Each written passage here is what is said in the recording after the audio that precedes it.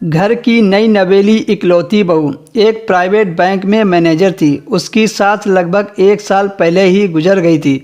घर में बुजुर्ग ससुर और उसके पति के अलावा कोई नहीं था।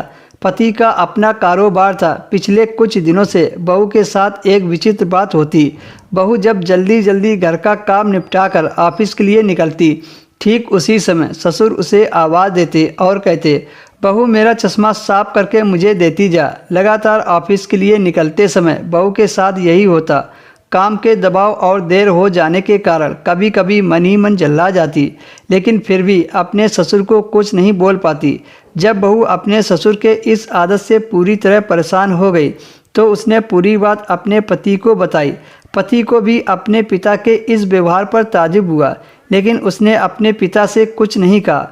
पति ने अपनी पत्नी को सलाह दी कि तुम सुबह उठते ही पिताजी का चश्मा साफ करके उनके कमरे में रख दिया करो, फिर ये झमेला खत्म हो जाएगा।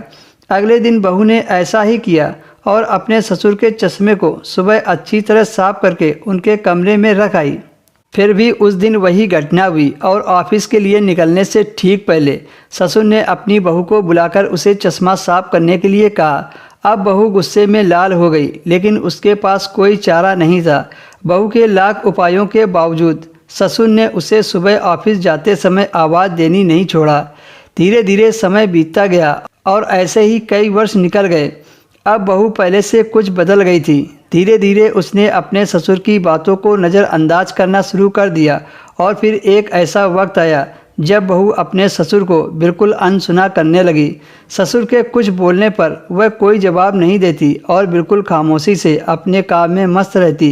गुजरते वक्त के साथ एक दिन बेचारे बुजुर्ग ससुर गुजर गए। समय का पहिया कहाँ रुकने वाला था, वह तो घूमता रहा। छुट्टी का दिन आया। अचानक बहू के मन में साफ सफाई का ख्याल आया। सफाई के दौरान मृत ससुर की डायरी बहू के हाथ लग गई।